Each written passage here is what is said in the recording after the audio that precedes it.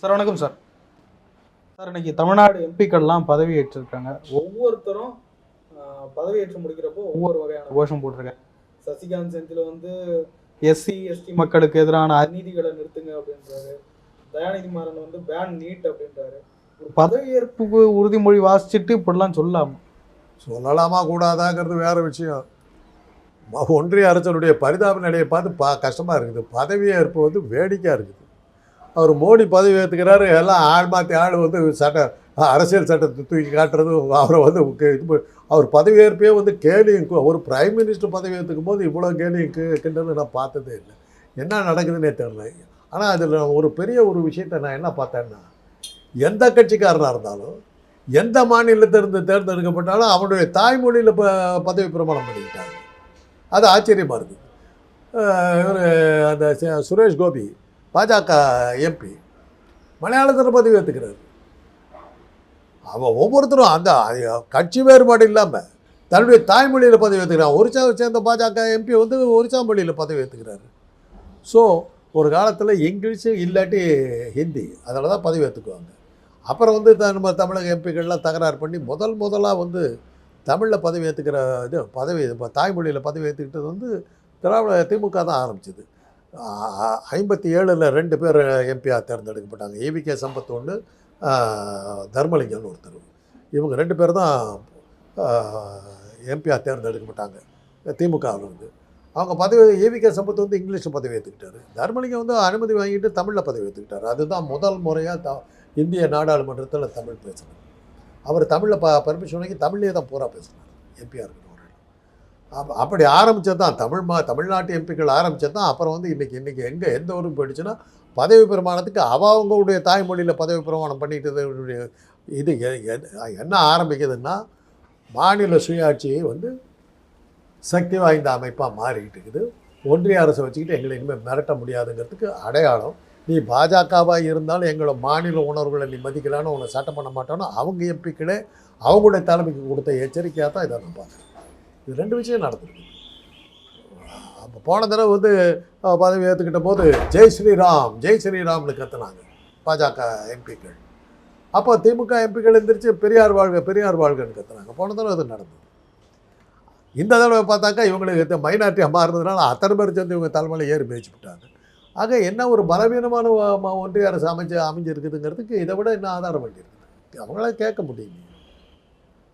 இன்னும் சபாநாயகர் யாருங்கிறத தீர்மானிக்க முடியலையே அவங்களால. ஓம் பிர்லாவே திருப்பி கொண்டு வரணும்னு பார்க்குறாங்க. ஏன்னா அவர் தான் வளவளா குளக்களாவில் அவரை அடிச்சுக்கிறதுக்கு ஆளே கிடையாது. எதை பற்றியும் கவலைப்பட மாட்டார். உடனே பாசிட்டிவ் அப்படின்னுடுவார். கூட்ட மாட்டார், கழிக்க மாட்டார், எதுவும் கேட்க மாட்டார், ஒன்றுமே தெரியாது. ஆனால் அவரை திருப்பி கொண்டு வந்தாக்கா வேடிக்கை தான், தமாஷ் தான். இல்லை, இப்போ சபாநாயகர் இதுலேயும் ஒரு பிரச்சனை நடந்துகிட்டு இருக்கு. வழக்கமாக கொண்டு வர முடியல. எதிர்கட்சி துணை துணை சபாநாயகர் பொறுப்பை எதிர்கட்சிகளுக்கு தான் கொடுப்பது மரபு. ஆனால் இந்த முறை பாஜக எதிர்கட்சிகளுக்கு கொடுக்க மாட்டாங்குது. இதனால இந்தியா கூட்டணி சார்புன்னு ஒரு சபாநாயகர் இதுக்கு போட்டி இன்னைக்கு வேட்புமனு தாக்கல் பண்ணிட்டாங்க. வரலாற்றிலேயே சபாநாயகர் பதவிக்கு தேர்தல் நடப்பது முதல் முறை. அப்படி பார்க்குறது அதான் ஒன்றிய அரசு பலவீனமாகிட்டு இருக்குது.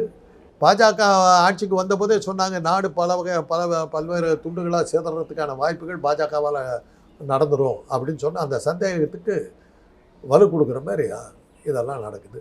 இந்தியாங்கிற ஒரு நாடு கூடிய சீக்கிரம் இருக்காதுங்கிறதுக்கு அடையாளம் தான் இதெல்லாம். நான் என்றைக்கு நாடாளுமன்றத்திலேயே 10-15 பிரிஞ்சு போச்சோம் பார்க்கணும். நாங்கள் பழைய நாடாளுமன்றத்தில் போய் எங்கள் கூட்டத்தை வச்சுக்கிறோம் சொல்லிட்டு அவங்க போயிட்டாங்கன்னு என்ன பண்ணுவீங்க? நீ ஒன்றும் மறுத்து பேச முடியாது. அதிகாரிகளை நம்பி தானே நீங்கள் ஆட்சி நடத்துனீங்க. என்றைக்கு நீங்கள் மைனாரிட்டி அரசாங்கமாக மாறினீங்களோ அன்றைக்கி அதிகாரிகள் வந்து உங்களை காலை வர விட்டுருவாங்கிறது எல்லாத்துக்கும் தெரிஞ்ச விஷயம். அது வரலாற்றை படித்து பார்க்குற பழக்கம் இருந்தாக்கா தெரியும். யார் நம்ம கூடவே நேற்று வரல இருந்தாலும் காட்டு கொடுக்குறது அவன் தான் காட்டு கொடுப்பான். ராகுல் காந்தி சொல்கிறாரு,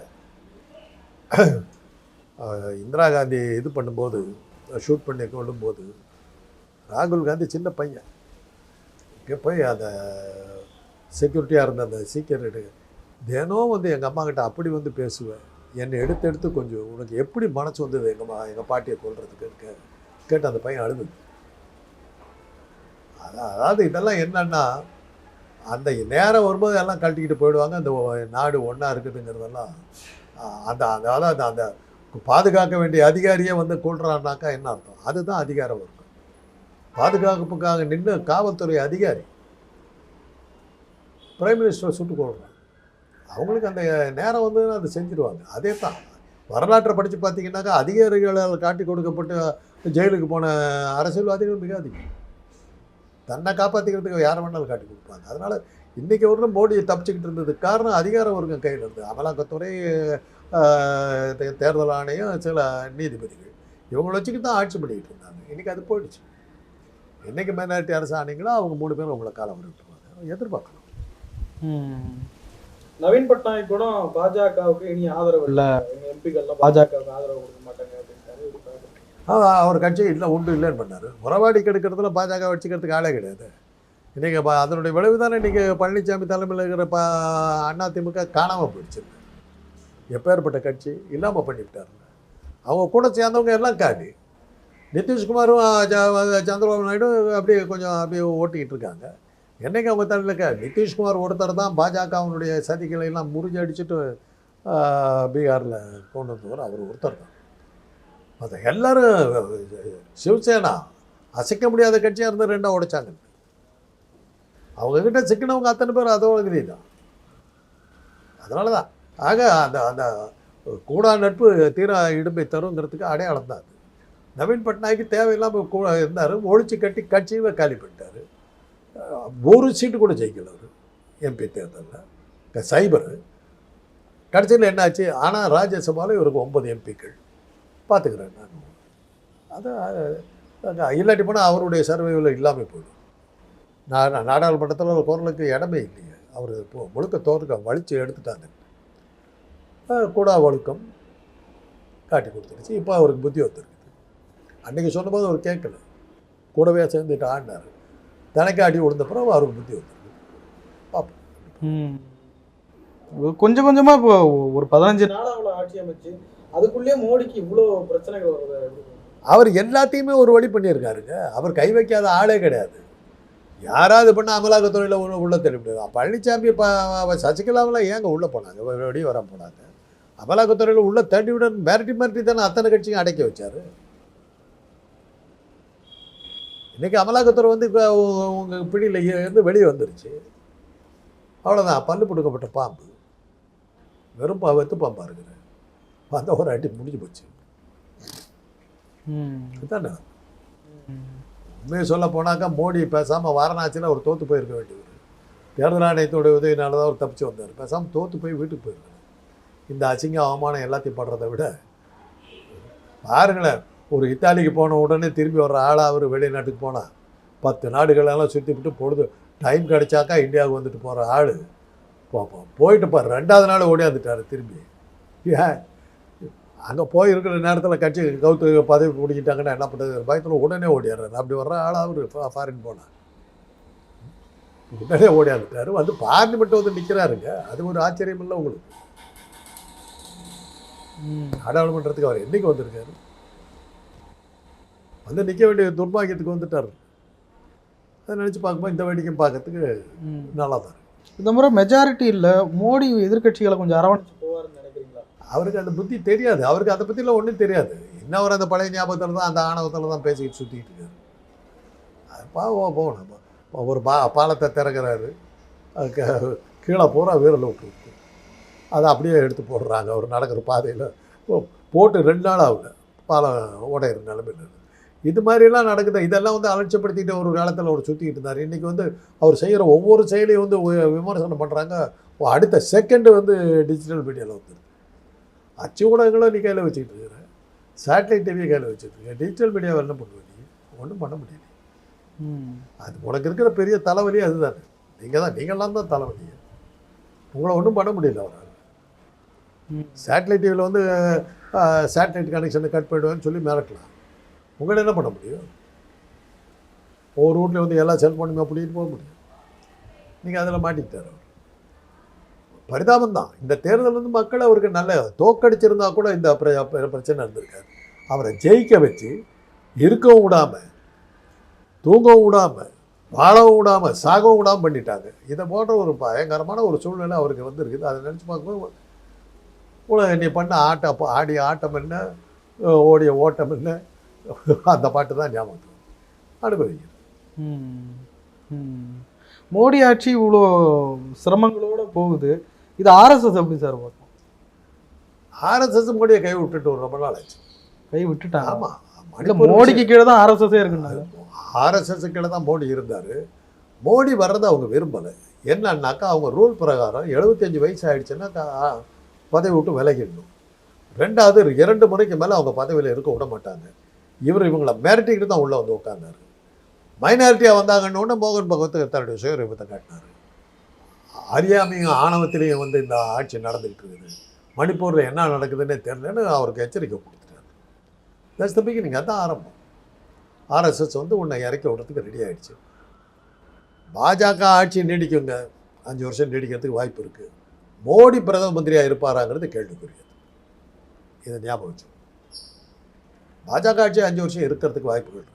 ஆனால் மோடி பிரதமராக இருப்பாராங்கிறது என்னால் சொல்ல முடியாது. அடுத்த 6 மாதத்துக்குள்ளார ஒரு வீட்டுக்கு அனுப்பப்பட்டு அத்வானி பக்கத்தில் உட்காந்துருந்தா ஆட்சி இருக்கும். இப்போ எமர்ஜென்சியை வச்சு ஒரு டிபேட் கிளப்புறாங்க. நீங்கள் பார்த்த வரைக்கும் இந்திரா காந்தியினுடைய ஆட்சி மோசமாக இருந்தது, இப்போ மோடியினுடைய ஆட்சி இதுவாக இருக்கா? அன்னைக்கு இருந்த சூழ்நிலையில் இந்திரா போட்ட ஆட்டம் பயங்கரமான ஆட்டம். பயந்து நடுக்கிற மாதிரி. மோடி பரவாயில்லையோ? மோடி அந்த அளவுக்கு போகுது, அதுதான் உண்மை. 4ஆம் மாட்டிட்டு முடிச்ச வந்தார். எனக்கு கிடைச்சே வந்த இது வந்து வந்தது. அரசாங்க அதிகாரியாக இருக்கிற முன்னுடைய மனைவி ஒரு தனியார் கம்பெனியில் வந்து இயக்குனராக இருக்காங்க. அரசு விதிகளின்படி அரசாங்க அதிகாரியினுடைய மனைவி எந்த ஒரு தனியார் கம்பெனிலையும் பொறுப்புகள் இருக்கக்கூடாது அப்படின்ற விதியின் கீழே உன்னை ஏன் நாங்கள் டிஸ்மிஸ் பண்ணக்கூடாது, உன்னை ஏன் மிசாவின் கீழ் கைது பண்ணக்கூடாது, 2 மாதத்தில் பதில் கொடுக்கணும்னு எனக்கு வந்தது. சரி ரைட், நம்மளை உள்ளே தள்ளிடுவாங்க அப்படின்னு சொல்லிட்டு மிசாவில் உள்ளே போயிடுவோம் அப்படிங்கிறது முடிவு எடுத்துட்டேன் நான். நம்ம ஜாதகம் ஸ்ட்ராங் ஜாதகம். எனக்கு அந்த நோட்டீஸ் வந்த 10வது நாள் உலக அழுத்தத்தின் காரணமாக எமர்ஜென்சி வித்ட்ரான், எலெக்ஷன் டிக்ளேர்டு, இந்த ஆர்டர் உள்ள தூக்கி போட்டார். எலெக்ஷன் நடந்தால் இந்திரா காந்தி தோத்தார். அதோட ராஜ்நாராயணன் வந்து ஹெல்த் மினிஸ்டராக வந்தார். அவங்க போட்ட அத்தனை உத்தரவை தூக்கி எறிஞ்சிட்டாங்க. அப்போ தான் கேட்டாங்க, நான் வந்து கேட்டபோது சொன்னாங்க, என் மேலே இந்திரா காந்தி கை வச்சுது என்னுடைய ஸ்ட்ராங் ஜாதகம். அந்த அம்மாலேயே இன்றைக்கி ஆட்சியில் இல்லாமல் கொண்டு போய் அன்றைக்கி அந்த அம்மா அரெஸ்ட் பண்ணிட்டாங்க. இன்றைக்கி அந்த அம்மா தான் ஜெயிலுக்கு போச்சு, நான் போகலன்னு. அந்த அளவுக்கு நான்லாம் தனிப்பட்ட முறையில் பாதிக்கப்பட்டேன். என் குடும்பத்திலே என் ஒருத்தனுக்கு தான் அது வேறு யாருக்குமே வரல. இதில் வந்து எங்கள் அண்ணனுடைய பதவி வச்சுக்கிட்டு எந்த பலனும் பெறாமல் இருந்தவன் நான்.